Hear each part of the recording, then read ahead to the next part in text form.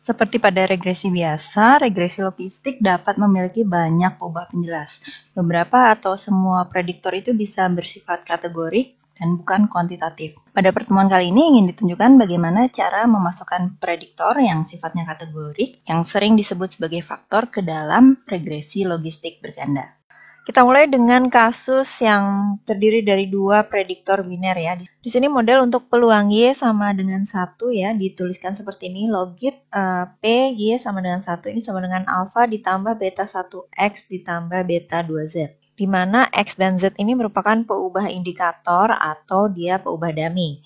Artinya di sini X dan Z ini merupakan prediktor yang sifatnya kategorik. Oke, berikut ini adalah kode untuk peubah dummy X dan Z ya. Nah, ini kalau X-nya 0, Z-nya 0, logitnya kan berarti alfa ya. Kalau kita masukkan ke rumus yang di atas ini.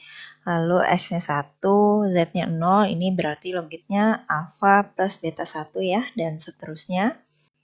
Untuk regresi dengan peubah dummy ada asumsi bahwa tidak ada interaksi antara peubahnya ya, yang artinya pengaruh satu faktor itu sama di setiap kategori pada faktor lain. Saat nilai Z sama dengan nilai tertentu, yaitu nilainya tetap atau fix ya, maka perubahan logit dari X sama dengan 0 ke X sama dengan 1 akan sebesar, ini kita masukkan ya, gantikan X-nya dari 1 dikurangi X-nya 0 ya, ini berarti perubahannya sebesar beta 1. Eksponen dari beta 1 ini setara dengan rasio odds bersyarat antara X dan Y. Saat nilai Z tetap, odds sukses untuk X sama dengan 1 sebesar eksponen B 1 kali dibandingkan dengan odds sukses untuk X sama dengan 0. Berikut ada data mengenai efek dari AZT yang dapat memperlambat ya perkembangan dari gejala-gejala AIDS ya. Di sini datanya berdasarkan ras, ada yang white sama black ya. Lalu apakah dia menggunakan obat AZT ini atau tidak ya. Lalu muncul simptomnya atau gejalanya itu atau tidak ya. Nah, di sini sudah diperoleh dalam bentuk tabel kontingensi ya. Jadi nanti kalau X-nya ini adalah AZT treatment-nya, Z-nya ini adalah race ya atau rasnya ini, Y-nya adalah apakah muncul gejala AIDS-nya itu atau tidak gitu ya. Nah, ini kodenya. X sama dengan 1 ini adalah untuk veteran yang segera diberi AZT, X sama dengan 0 untuk selainnya ya. Z sama dengan 1 untuk white dan Z sama dengan 0 untuk black. Berikut ini akan saya tunjukkan bagaimana cara menuliskan sintaks di SAS ya untuk melakukan analisis regresi logistik dengan prediktor yang kategorik. Oke, pertama-tama seperti biasa kita kasih nama datanya dulu ya, lalu kita input peubah-peubahnya. Oke, tambahkan satu kolom untuk frekuensinya ya. Nah, tadi race yang white itu dikasih kode 1, yang black 0 ya. AZT itu dan simptom yang yes itu 1 ya, yang no itu 0. Oke, lalu kita masukkan frag-nya. Nah, ini kalau mau dicek dulu tabel frekuensinya sudah benar atau belum ya, bisa gunakan proc frag. Jangan lupa tambahkan perintah wait ya, karena ini sudah merupakan data summary ya. Oke, sekarang kita masuk ke proc logistik. Tuliskan data yang akan kita analisis dengan regresi logistik. Lalu kita urutkan berdasarkan data yang kita masukkan ya. Nah, ini tuliskan yang merupakan frekuensinya adalah kolom yang frag kan berarti. Nah, ini adalah modelnya. Option XPB ini untuk mengeluarkan odds ratio. Oke, kalau sudah dalam bentuk summary bisa ditambahkan ini ya, exact. Kita coba running ya. Ya, ini datanya sudah masuk. Kalau mau langsung ke regresi logistik, kita running yang bawah saja. Oke, ini adalah output regresi logistiknya. Kita pindahkan ya ke slide. Setelah kita menggunakan AZT dan race ini sebagai peubah dummy tadi, di sini kita memperoleh dugaan untuk parameter regresinya. Di sini yang signifikan adalah peubah AZT ya, berdasarkan analysis of maximum likelihood estimate. Nah, berdasarkan LR statistik juga di sini yang signifikan adalah yang AZT. Untuk mendapatkan LR test ya, ini kita tidak menggunakan proc logistik tadi ya, kita bisa masukkan sintaks ini. Ini sintaksnya kalian bisa lihat di buku Agresti di bagian appendix ya. Nah, ini digunakan proc gen mode ya, lalu di sini tambahkan pilihan ini ya, LRCI. Oke, nanti di salah satu tabelnya akan muncul tabel LR statistik seperti ini. Sekarang kita perhatikan output yang di sini ya. Ya, ini sudah saya pindahkan. Nah, ini adalah dugaan untuk parameter model regresi logistik. Nah, di sini untuk pengaruh AZT diduga sebesar minus 0,7195 ya, atau dibulatkan jadi minus 0,72. Rasio odds antara immediate AZT use dan development of AD symptom ini sebesar eksponen dari minus 0,72, yaitu 0,49. Hipotesis untuk kebebasan antara AZT treatment dan development of AD symptom ini dengan asumsi ras yang sama adalah sebagai berikut, di mana H0-nya beta 1 sama dengan 0 dan H1-nya beta 1 tidak sama dengan 0. Statistik uji yang digunakan adalah statistik Wald ya, atau Z kuadrat. Ini bisa kita lihat pada tabel ini di bagian ini ya. Nilainya 6,6507. Nah, terus p-value-nya ini, yang ini sebenarnya 0,0099, ini dibulatkan jadi 0,01. Kalau kita gunakan alfanya ini 0,05 ya, berarti ini kan lebih kecil, artinya kita tolak H0. Berarti kesimpulannya pengaruh penggunaan AZT ini signifikan terhadap development of AD symptom ya. Sedangkan pengaruh ras, ini kan yang ras ini tidak signifikan terhadap development of AD symptom. Karena di sini kita dapatkan nilai p-value-nya sebesar 0,8476. Selanjutnya adalah uji kemungkinan maksimum ya, atau LR test. Ini bisa kita baca di output yang LR statistik ini ya. Nah, di sini hipotesis nolnya beta 1 sama dengan 0, lawan H1-nya beta 1 tidak sama dengan 0 ya. Ini sama, kita mau menguji yang si AZT ini juga, apakah dia berpengaruh atau tidak ya. Statistik uji yang digunakan adalah LR ya. Besarannya bisa kita lihat di baris AZT di bagian ini nih, chi-square, sebesar 6,87. Nah, LR ini dia membandingkan model yang ada di persamaan 4.6 pada buku Agresti, yaitu logit P Y sama dengan 1, ini sama dengan alpha plus beta 2Z dengan model 4.5. Logit P Y sama dengan 1, ini sama dengan alpha plus beta 1X plus beta 2Z ya. Jadi mau melihat apakah si beta 1 ini dia signifikan atau tidak pengaruhnya. Faktor dengan dua kategori ini hanya memerlukan satu peubah indikator atau peubah dummy ya. Dia bernilai 1 atau 0 untuk menyatakan apakah dia masuk ke kategori 1 atau kategori 2. Nah, berarti kalau kita punya faktor dengan L kategori ya, berarti di sini kita hanya perlu L-1 peubah dummy.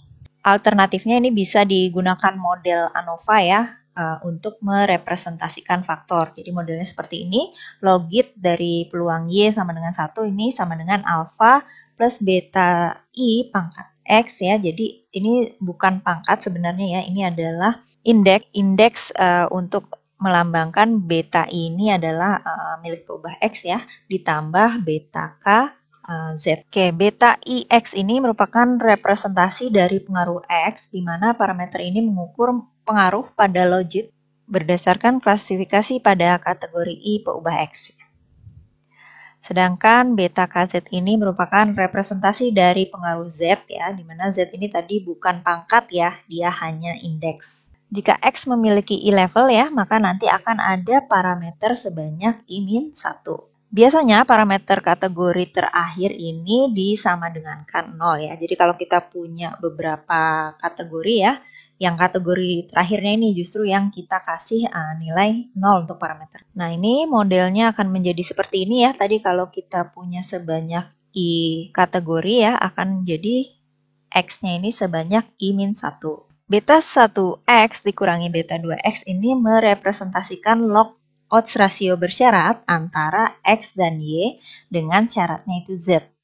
Misalkan di sini dugaan rasio odds antara penggunaan AZT dan adanya gejala untuk setiap ras adalah eksponen dari beta duga 1X dikurangi beta 2 duga X. Ini sama dengan eksponen dari min 0,720. Tadi kita peroleh sama dengan 0,49. Baik, selanjutnya kita masuk ke pembahasan yang lain ya. Kita ketahui di mana analisis mengenai asosiasi dua peubah ini sering sekali dibahas ya. Masalahnya bagaimana kalau ada peubah ketiga ya yang ternyata berpengaruh terhadap kedua peubah yang berasosiasi tersebut. Di dalam statistika, confounding variable adalah peubah asing dalam model statistik yang berkorelasi baik dia directly atau inversely ya dengan kedua peubah dependent dan peubah independent. Peubah confounding ini merupakan peubah yang tidak dapat dikontrol atau dihilangkan oleh peneliti ya, karena akan merusak validitas internal dari percobaan. Oke, misalkan di sini kita mempelajari mengenai asosiasi antara exposure dan outcome ya. Nah, ada confounding variable yang ternyata berkorelasi terhadap keduanya. Sebagai contoh ya, di sini untuk exposure-nya misalkan banyaknya konsumsi alkohol ya. Lalu outcome-nya adalah apakah menderita penyakit jantung atau tidak ya. Ternyata di sini ada peubah confounding-nya yang berkorelasi terhadap keduanya yaitu kebiasaan merokok. Nah, tentu saja peubah kebiasaan merokok ini tidak dapat dieliminasi dari penelitian ya, karena memang dia sangat terkait dengan konsumsi alkohol dan juga penyakit jantung yang diderita oleh seseorang. Untuk mengatasi permasalahan ini dapat kita analisis dengan menggunakan tabel kontingensi 3 arah. Seperti ini contoh tabel kontingensi 3 arahnya ya. Jadi ada peubah X, peubah Y, dan peubah Z-nya. Ketika kita akan menganalisis tabel kontingensi 3 peubah seperti ini tentunya akan rumit ya. Karena itu kita perlu alternatif di mana kita bisa melakukan analisis dengan tabel yang lebih sederhana. Alternatif pertama, kita bisa lakukan analisis dengan tabel parsial, di mana tabel yang lebih sederhana ini diperoleh dengan hanya melihat pada satu kategori peubah lain. Yang kedua adalah dengan tabel marginal. Ini merupakan tabel yang lebih sederhana yang diperoleh tanpa melihat kategori peubah lain. Di mana di sini kategori peubah lainnya ini kita gabungkan. Contohnya gimana? Contohnya di sini. Nah, ini kan ada gender, political affiliation, sama age kategori ya. Nah, kalau tabel parsial itu kita pisahin nih tabel yang male ya sama yang female.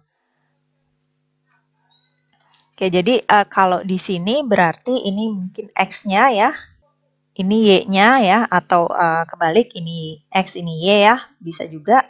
Dan yang gender ini adalah sebagai peubah confounding-nya.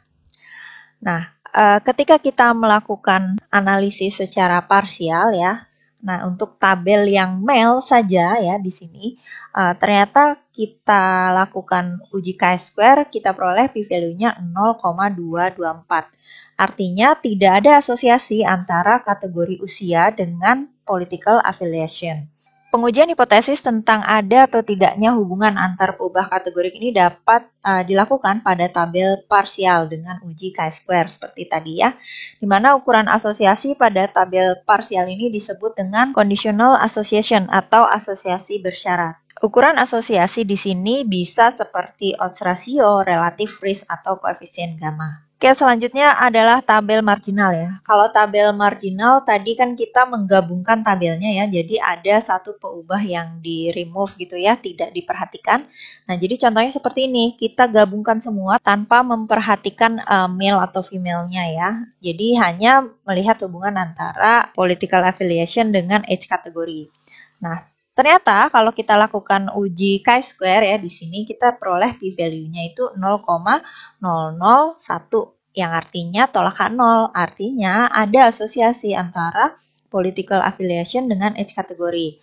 Hal ini kan tentu bertolak belakang dengan kesimpulan yang kita peroleh pada tabel partial male tadi ya.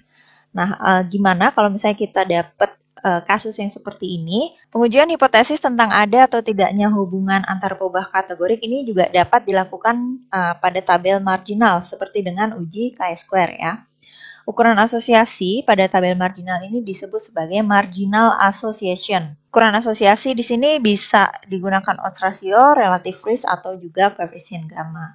Nah, karena tadi hasil yang kita peroleh itu bertentangan ya antara tabel marginal dengan tabel parsial yang male ya. Di sini kita perlu suatu uji statistik yang bisa diandalkan ya untuk menguji hubungan antara ketiga peubah tadi ya. Nah, ini ada dua uji yang bisa kita lakukan ya. Yang pertama kita lakukan dulu uji Breslow-Day ya, di mana ini digunakan untuk menguji ada atau tidaknya hubungan yang homogen antar ketiga peubah pada tabel tiga arah tersebut ya. Dengan hipotesis awalnya ini adanya asosiasi homogen. Oke, nanti ternyata kalau misalnya di sini asosiasi homogennya ini terpenuhi ya, kita bisa lanjut ke uji CMH atau Coherent Mental Hazel. Di sini uji CMH ini kita lakukan untuk menguji ada tidaknya conditional association pada tabel tiga arah dengan hipotesis awalnya semua conditional odds ratio itu bernilai 1. Jadi kalau di tabel yang tadi ya, kita lakukan dulu uji Breslow-Day, kita uji apakah odds ratio yang male ini sama dengan odds ratio yang female atau tidak. Kalau ternyata dia terima H0, kita bisa lanjut ke CMH. Kita uji apakah, ini kan tadi sama ya, kita uji apakah OR di male sama dengan OR di female ini sama dengan 1. Jadi dia sama, samanya itu sama dengan 1 atau tidak.